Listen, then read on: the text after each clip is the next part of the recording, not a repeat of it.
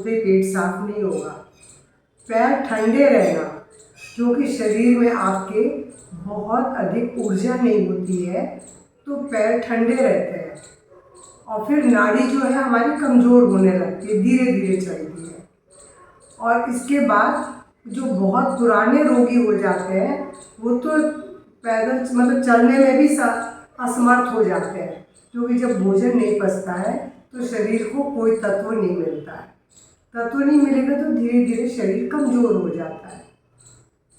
इसके बाद सूखी और ठसकेदार खांसी अपचन के कारण, और बीच बीच में हल्का बुखार, दिल की धड़कन महसूस होना। दिल तो देखिए हमेशा धड़कता है, लेकिन हमें मालूम ही नहीं पड़ता है कि दिल धड़क भी रहा है।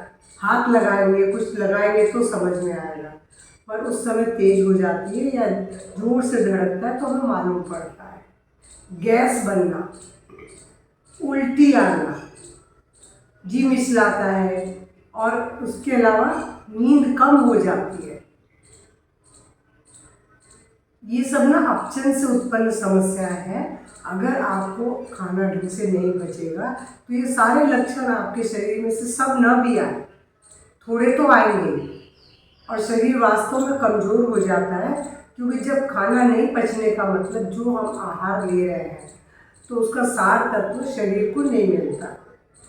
जब नहीं मिलेगा तो शरीर धीरे धीरे कमज़ोर होगा। तो शरीर केवल जो दिखाई पड़ रहा है ये नहीं है, शरीर के अंदर सारे अंग वो सब धीरे धीरे कमज़ोर हो जाते हैं।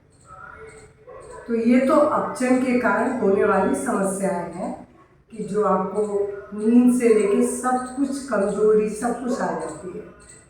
अब इसके कारण क्या है, मैं कारण बताऊं।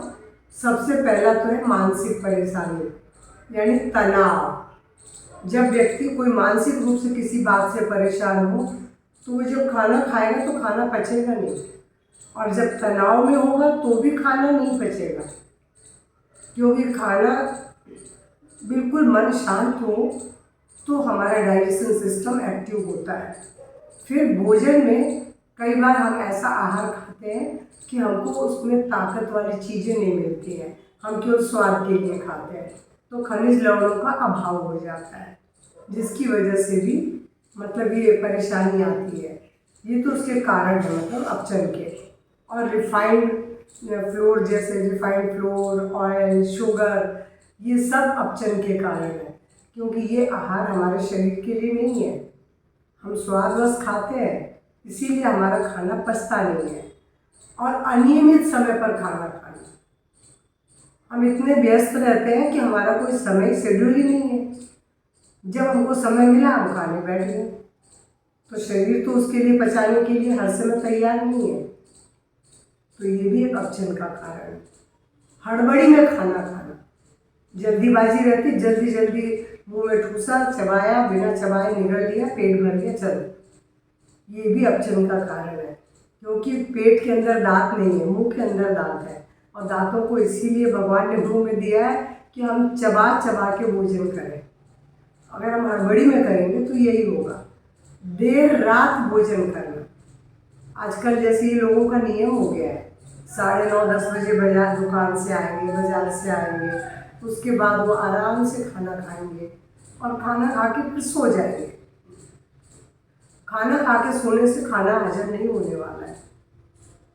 और चाहे आप 1 घंटा टहल भी लें, क्योंकि भोजन के पाचन का संबंध सूर्य के साथ है।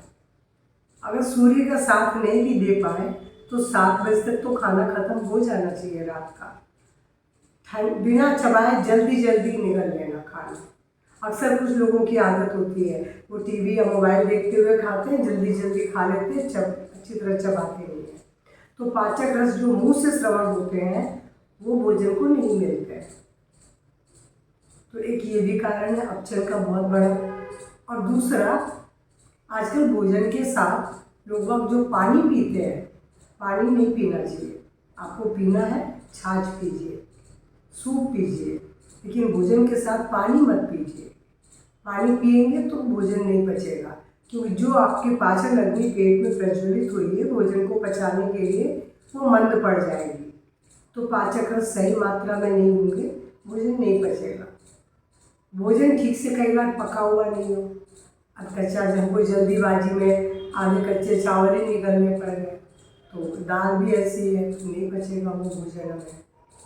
क्योंकि पेट के अंदर हमें जो भोजन पका हुआ है उसको ढंग से पका हुआ भोजन ही लेना पड़ेगा। और फल और सलाद तो कच्चे खाते हैं, उसके लिए कोई ज़रूरत नहीं है पकाने की। स्प्राउट्स भी हम कच्चे खाते हैं। डिब्बा बंद और बर्फ युक्त जो भोजन है, बर्फ यानी आइसक्रीम, ठंडे पेय पदार्थ, ये भी आपको भोजन के साथ नहीं लेना है। वैसे ये सब नहीं खाना चाहिए। अगर आप खाते भी हैं तो कम से कम भोजन के 1 घंटे के बाद और बहुत थोड़ी मात्रा में।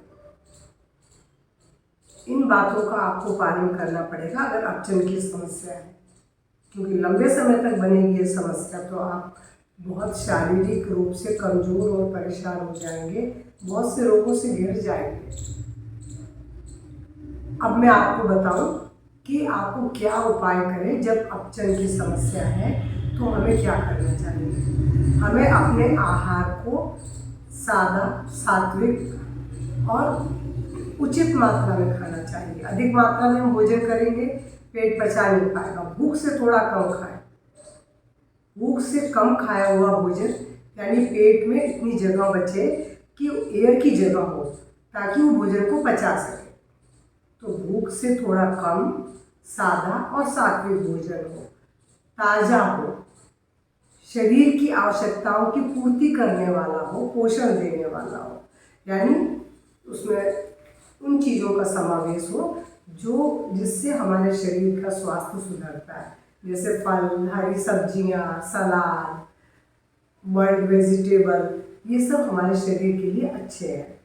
तो हमें ऐसा भोजन करना है और भोजन ताज़ा हो और नियमित समय पर करें। ऐसा नहीं है कि आज आपने 12 बजे किया, कल 3 बजे कर रहे हैं। ऐसा नहीं होना चाहिए, क्योंकि शरीर को एक आदत बन जाती है, उसका भी बॉडी क्लॉक होता है। समय पर भोजन करें और खाना खाने के बाद पानी, मैंने बोला, बिल्कुल नहीं पिए। खाने के साथ भी नहीं, खाने के तुरंत बाद भी नहीं। आपको पीना, छाछ पीजिए। दोपहर के भोजन में छाछ पीजिए, शाम को सूप पी सकते हैं।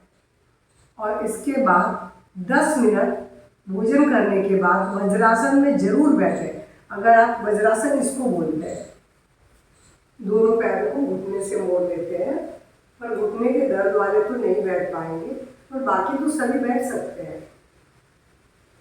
इस तरह घुटने मोड़ के बैठने से आपका जो डाइजेशन है धीरे धीरे सुधरेगा। भोजन के बाद 10 मिनट आपको इस तरह बैठना है। और इसके बाद आपको क्या करना है, थोड़े से आसन है, प्राणायाम है, और इसके अलावा अगर आप कर सकते हैं तो सुबह उठ के कुंजल कर लें। अगर अपचन की समस्या लंबे समय से है तो आपको कुंजल करना चाहिए या लघु समुद्र प्रक्षालन करना चाहिए, जिसका वीडियो बना हुआ है। उसमें पानी पी के कुछ आसन का अभ्यास किया जाता है, जिससे पेट साफ हो जाता है अच्छी तरह, तो भोजन पचने लगता है। अब मैं आपको बताऊं कि आपको खड़े होके क्या करना है। खड़े होके थोड़े से आसन, जिसमें एक आसन तो एक अभ्यास तो सूर्य नमस्कार का ही है। सूर्य नमस्कार से पूरे शरीर में जो खिंचाव मिलता है वो निश्चित रूप से बहुत शरीर के एक एक अंग में रक्त के संचार को बढ़ाता है। आप जिधर सूर्य उगा है उधर मुंह करके खड़े हो जाए, नमस्कार मुद्रा बनाए, सांस भरते हुए breathe out, breathe in, breathe out, breathe in, breathe out, breathe in. जिस पाँव को मैं पीछे ले गई थी उसी पाँव को मैं इस बार आगे लाई हूँ। नेक्स्ट टाइम मैं दूसरे पाँव को बढ़ाती हूँ। सांस भरते हुए और सांस छोड़ते। मैं एक बार कर रही हूँ, मैं आपको अपने सूर्य नमस्कार का वीडियो सेंड कर दूंगी, जिसको देख के आप कर सकेंगे। इसके 6 अभ्यास तो जरूर करें। जो लोग कर सकते हैं तो 12 करें, क्योंकि ज़्यादा समय नहीं लगता है। 1 मिनट में 3 बार बहुत आराम से होता है। इसके बाद खड़े होकर किया जाने वाला एक आसन तिर्यक ताड़ासन। फिंगर्स को इंटरलॉक कर लें, सांस भरते हुए हाथ को ऊपर उठाएं, खींचने upper part, bend your right side, आंखें बंद। ध्यान आप वहां ले जाएं जहां आपको खिंचाव मिल रहा है। आपके शरीर के मध्य भाग यानी पेट के हिस्से में एक तरफ दबाव मिल रहा है, एक तरफ खिंचाव। ध्यान वहां ले जाएं और लंबी गहरी सांस लें, छोड़ें। आधा से 1 मिनट रुकने के बाद सांस भरते हुए हाथ को ऊपर लाएंगे और स्लोली स्लोली हैंड्स काउंट। इसी को अपोजिट दिशा में भी करेंगे। फिर से फिंगर इंटरलॉक करें, सांस भरते हुए ऊपर खींचें, बेंड योर लेफ्ट साइड, आंखें बंद। ध्यान खिंचाव वाली और दबाव वाली जगह पर लंबी गहरी सांस लें, सांस छोड़ें और इस पोस्चर को मेंटेन करें आधा से 1 मिनट। सांस भरते हुए सीधे and slowly slowly hands come down. ये था तिर्यक ताड़ासन। मैंने खड़े होकर सिर्फ आपको सूर्य नमस्कार और एक अभ्यास बताया तिर्यक ताड़ासन। ये आपके लीवर, इंटेस्टाइन सब में खिंचाव दे रहा है, क्योंकि पाचन की समस्या यहीं से शुरू होती है। हमारा या तो लीवर ढंग से काम ना करे या हमारी आंतें ढंग से काम ना करें तो भोजन नहीं पचता है। अब मैं आपको बोलूँगी कि आप पश्चिम ताड़ासन करें। पश्चिम ताड़ासन के लिए दोनों पैरों को सामने फैला दें, लेकिन इस आसन को कमर दर्द वाले नहीं करेंगे। सांस भरें, ऊपर खींचा, bend forward, breathe out, deep breathing.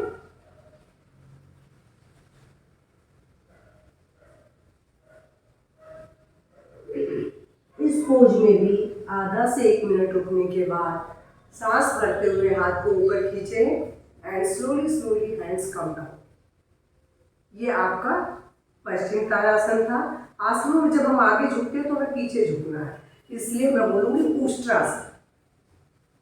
बैठकर किए जाने वाले सभी आसन हमारे डाइजेशन को इम्प्रूव करते हैं। उष्ट्रासन के लिए या तो आप ऐसे पोज बना लें, ये तो प्रॉपर है उष्ट्रासन। आंखें बंद, डीप ब्रीदिंग। अगर आपसे ये पोज नहीं बनता है तो आप ऐसे बनाएं और यहाँ भी आधा से 1 मिनट रुके, कम से कम आधा मिनट जरूर रुके और उसके बाद ब्रीथ आउट करते हुए सीधे हो जाए और रिलैक्स हो जाए। अगर आप सब आसन नहीं भी कर सकते हैं तो इन आसनों को रिपीटेशन में करें। अब मैं आपको बोलूँगी कि आपको क्या करना है। इसके बाद मैं बोलूँगी उष्ट्रासन का योग मुद्रा। योग मुद्रा के लिए ऐसे करें, पद्मासन लगाएं। अगर आपसे पद्मासन नहीं लगता है तो कोई बात नहीं, आप क्रॉस लेग बैठें। दोनों हथेलियां एक के ऊपर एक, दोनों हथेलियों को एड़ी के पास से होते हुए नाभि के ऊपर तक कवर कर लें। अब ब्रीथ आउट करते हुए फॉरवर्ड बेंडिंग में आ जाए। माथे को धरती पर टिका दें। अब यहाँ लंबी गहरी सांस भरें, छोड़ें लगातार आधा से 1 मिनट। यहाँ पर इस पोज में रुकें। सांस भरते हुए 1 मिनट के बाद सीधे होके बैठें और रिलैक्स हो जाए।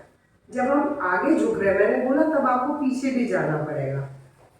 उसके लिए मैं बोलूँगी सुप्त वज्रासन कर लें, कोणासन कर लें। मैं भी सुप्त वज्रासन करके दिखा रही हूँ आपको कि क्या करना है। वज्रासन में बैठें और ऐसे एल्बो को गिराते हुए पीछे लेट जाए। हाथों को पीछे खींच लें, घुटने मिला लें, पेट अंदर खींच लें। अब लंबी गहरी सांस भरें, छोड़ें। यहाँ भी आप आधा से 1 मिनट रुके। Breathe out and relax. मैं बार बार बोलती हूँ, आपको अगर इतने आसन करने का समय नहीं है तो आप कम कर लें, लेकिन करें जरूर। अब मैं आपको एक आसन बताऊंगी जो आपके लिए बहुत अच्छा है। वो या तो आप अर्धमत्स्येंद्रासन करें या वक्रासन करें। मैं दोनों करके बताती हूँ। ये रहा वक्रासन, ऐसे पीछे मुड़ के देखें और लंबी गहरी श्वास लें, छोड़ें। ऐसे ही दूसरे पाँव से भी होगा। ये बहुत सरल आसन है जिसका अभ्यास हर कोई कर सकता है। तो कई लोगों के घुटने में दर्द है, वो मोड़ नहीं सकते, इस आसन का अभ्यास तो कर सकते हैं। और अर्ध मत्स्येंद्रासन ऐसे होगा। देखिए मैंने इस पाँव के नीचे राइट लेग को दबा दिया है, लेफ्ट को राइट नी के पास खड़ा किया है और इसको पंजे को पकड़ के पीछे मोड़ गए। वक्रासन और अर्ध मत्स्येंद्रासन, ये दोनों एक तो डायबिटीज से तो बचाते ही हैं, मगर डाइजेशन सिस्टम को बहुत हेल्दी बनाते हैं, क्योंकि इसका लीवर, इंटेस्टाइन सब पे दबाव है। दोनों का बारी बारी से आपको करना है। मैंने दोनों इसलिए बताया कि आपसे जो बने आप वो कर लो, बस कर जरूर लो। इसके बाद मैं बोलूँगी सीधे लेट करके 2 आसन, मात्र 2-3 आसन, ज़्यादा नहीं है। इसके लिए एकदम सरल बोर्ड पोस्चर आपको बता रही हूँ, जो आप आसानी से कर सकते हैं, कोई भी कर सकता है। बस आप ऐसे उठ जाए। देखिए बोर्ड पोस्चर तो ऐसे होता है, लेकिन मैं आपसे बोल रही हूँ आप खाली ऐसे कर। पेट के ऊपर जो दबाव आ रहा है वो आपके डाइजेशन को सुधारेगा। और यहाँ भी 1 मिनट रुकिए इस पोज में, बोर्ड पोस्चर में। और बोर्ड पोस्चर के बाद जो आपको करना है वो है पवन मुक्त आसन। देखिए 2 तरीके से होता है। कमर दर्द वाले ऐसे करें, यहाँ पर लंबी गहरी श्वास लें, छोड़ें लगातार। ये आपकी गैस संबंधी समस्या है, डाइजेशन सबको सबसे मुक्त करेगा ये। कॉन्स्टिपेशन, सांस भरते हुए पाँव सीधा, सांस छोड़ते हुए फिर से दूसरे पाँव को उठाए और यहाँ भी आप 1 मिनट रुके लंबी गहरी श्वास के साथ। जब 1 मिनट हो जाए तो सांस भरते हुए पैर को ले आए। पोस्चर बना के जब रोक के रखते हैं तब लंबी गहरी श्वास लेते हैं, छोड़ते हैं। सांस रोक के नहीं रुकना है आपको। ये था पवन मुक्त आसन। ये हमारे डाइजेशन के लिए रामबाण है। अगर आप इस तरह कर सकते हैं तो इस तरह भी कर सकते हैं, ये भी बहुत अच्छा है। पवन मुक्त आसन दोनों पाँव से ऐसे होता है। और आपको गर्दन में दर्द है तो गर्दन भी नीचे रखें, यहाँ भी डीप ब्रीदिंग करें। और अगर आप झूलना चाहें तो झूल लें। ये पीठ की मसाज, पेट पर दबाव सब कुछ देता है। आप चाहे जैसे करें जरूर, तभी आपको लाभ मिलेगा। और इतना कुछ करने के बाद थोड़ी सी देर आराम करके करवट बदलें और उठ के बैठें। ये तो मैंने आपको थोड़े से आसन बताए, आप इसमें से 5-6 आसन ही कर लें सूर्य नमस्कार के साथ, उतना भी आपके लिए बहुत है, पर करें जरूर। अब मैं आपको बोलूँ कि आपको क्या करना है। प्राणायाम तो करना है, क्योंकि प्राण का संचार तभी बढ़ेगा जब आप प्राणायाम करेंगे। प्राणायाम के लिए सबसे पहले मैं बोलूँगी अनुलोम विलोम, जो मन को शांत करेगा, तनाव से मुक्त रखेगा। अगर आप पद्मासन में बैठते हैं तो पद्मासन में बैठें, नहीं बैठ सकते तो क्रॉस लेग, कुर्सी, सोफा, कहीं भी बैठे, पलंग कहीं भी बैठे, लेकिन जमीन और दीवार के संपर्क में न रहे। तो ऐसे आप कैसे भी बैठना हो बैठ लें, पीठ सीधी रखें, आंखें बंद करके। मैं आपको भी आँख खोल के दिखा रही हूँ। अनुलोम विलोम बाईं नासिका से शुरू करते हैं। हाँ, एक बात और बता दूँ कि भोजन से पहले 10 मिनट पहले अगर आप दाईं नासिका से कुछ श्वासें लें और छोड़ें लगातार, जैसे ये 1 मिनट के लिए आप श्वास लें छोड़ें, श्वास लें छोड़ें, 1 से 2 मिनट। तो इससे क्या होगा, जब बाईं नासिका से जो स्वर चलते हैं वो हमारे डाइजेशन सिस्टम को प्रभावित करता है, पाचक रस उचित मात्रा में निकलते हैं, भोजन का पाचन सुगम होता है। तो ये भोजन से पहले आप जब भी करने बैठे कुछ समय के लिए 2 मिनट के लिए दाईं नासिका से श्वास लें, दाईं से छोड़ें। तो ये तो मैंने आपको एक टिप्स दी है। इसके अलावा मैं आपसे बोलूँगी जब प्राणायाम करते हैं तो अगर आप खाली हैं, आपका हाथ खाली है, तो ये डाइजेशन मुद्रा बना के बैठें। ये डाइजेशन मुद्रा आपके खाने को पचाने में हेल्प करती है। और सबसे पहले मैं आपसे बोलूँगी कि आप जो प्राणायाम करने जा रहे हैं अनुलोम विलोम, एक हाथ से तो पाचन की मुद्रा है, एक हाथ से बाई नासिका से श्वास लिया, दाई से छोड़ा, दाई से लिया, बाई से छोड़ा, बाई से लिया, दाई से छोड़ा। इस क्रम को लगातार आपको 2 से 5 मिनट चलाना है।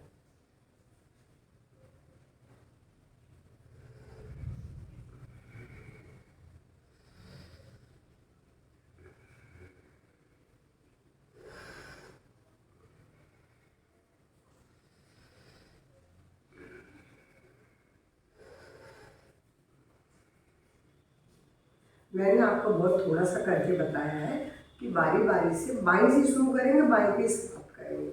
ये था अनुलोम विलोम। अनुलोम विलोम के बाद मैंने बोला भस्त्रिका।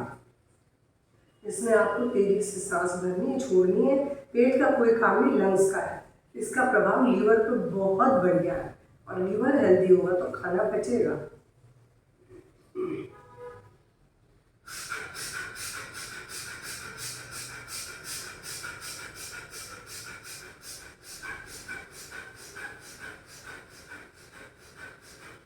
इस तरीके से तेजी से सांस लें, सांस छोड़ें, जिसमें केवल लंग्स, आपके जो फेफड़े धौंकनी की तरह काम करते हैं। तो ये था भस्त्रिका प्राणायाम। इसके बाद मैं आपसे बोलूँगी कि आपको क्या करना। अग्निसार। अग्निसार के लिए ये तो खड़े होके भी होता है, मेरे एक वीडियो में है, और अभी मैं आपको बैठ के बता देती हूँ। तो अगर आप वज्रासन में बैठते हैं तो वज्रासन में बैठें, सुखासन में है तो सुखा, तब आप वज्रासन में बैठने की कोशिश करें, वरना खड़े होके कर लें क्रिया के रूप में। मैं आपको बताऊं क्या करना। अग्निसार में सांस को बाहर निकाल देना है, और पेट को अंदर बाहर बिना सांस लिए करना है। जब आपको लगे कि नहीं अब हम नहीं ले सकते, हमको सांस भरनी जरूरी है, तब रोक दे, पहले सांस ले, थोड़ा सा रेस्ट करें, दोबारा शुरू करें। इसका अभ्यास खाली पेट होना चाहिए, खाना खाने के बाद में। कोई भी प्राणायाम खाना खाने के बाद न करें। खाली वज्रासन में बैठने वाला काम खाना खाने के बाद है।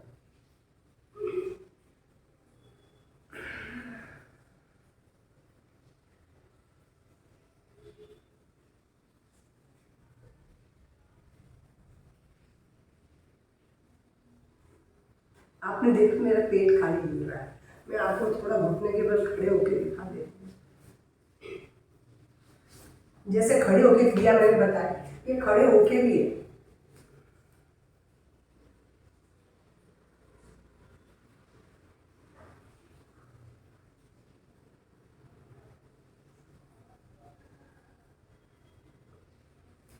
इसका अभ्यास मैं सबसे बोलती हूँ, मेरी क्लास में भी बोलती हूँ कि आप सुबह ही उठते ही करें। बहुत अच्छा प्राणायाम है ये। मतलब जब खड़े होके करते हैं तो क्रिया है, अग्निसार क्रिया भी होती है, प्राणायाम भी होता है। प्राणायाम करेंगे तो बैठ के करेंगे। अब मैं आपको एक बंद बताती हूँ, उड्डयन बंद। उड्डयन बंद में क्या करना है, आपको सांस को बाहर निकाल देना है। पेट को इतना अंदर खींच ले जैसे मान लो आपकी जो नाभि है पीठ से चिपक गई है। इसके लिए भी आप किसी भी पोज में बैठे, वज्रासन में बैठे, सुखासन में, पद्मासन में, जिसमें आपकी मर्जी हो। सबसे पहले सांस को बाहर निकालेंगे।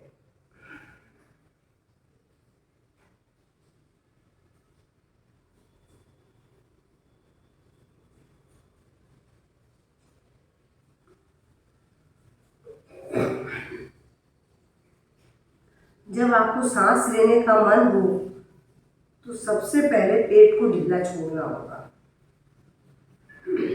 पेट को ढीला छोड़ें, सांस भरें। उसके बाद जब दोबारा शुरू करते हैं, फिर से सांस को बाहर निकालें और पेट को अंदर खींच लें। इसका अभ्यास आप जितनी देर करना चाहें कर सकते हैं, लेकिन श्वास अंदर भर के नहीं करेंगे, ताकि पेट पूरा अंदर खींच जाए। ये आपके अपचन की समस्या को, ये जितना मैंने बातें बताई है, पूरी तरह से ठीक कर सकता है, बशर्ते आप इनका अभ्यास करें। खाने में फल, सब्जियां, सलाद का अधिक मात्रा में प्रयोग करें। चाय, कॉफ़ी, सिगरेट, शराब अपने आदतों में से हटा दें, या कम से कम चाय, कॉफ़ी कम से कम लें, क्योंकि ये भी डाइजेशन को डिस्टर्ब करती है। और सिगरेट, शराब तो है ही हमारे लिए दुश्मन, क्योंकि लीवर को नुकसान पहुंचाता है शराब। तो भोजन का पाचन डिस्टर्ब होगा ही होगा। तो मेरा वीडियो प्लीज़ पसंद आए तो लाइक शेयर करेंगे। मैंने इस वीडियो में पूरी बात अपचन को ठीक करने की बता दी है, इसीलिए वीडियो लंबा है, लेकिन इस समस्या से आप 100% निजात पाएंगे। तो मेरे वीडियो को अगर आप पसंद कर रहे हैं तो लाइक शेयर ज़रूर करेंगे। इनका अभ्यास करके अपने अपचन की समस्या को, क्योंकि आज पेट के डॉक्टर के पास जाने वाले आधे से ज़्यादा मरीज, बल्कि 80 से 90% लोगों को गैस की समस्या, इसकी वजह से सिर दर्द, गैस, खट्टी डकार, ये सब जो आ रही है ना समस्या, पेट और सीने में जलन, सारे लोग आके यही बोलते हैं कब्ज। तो ये तो इससे बहुत आराम से ठीक हो सकता है। तो प्लीज़ लाइक शेयर करें, कमेंट बॉक्स में कमेंट करें और इनके अभ्यास में स्वास्थ्य को सुधारें।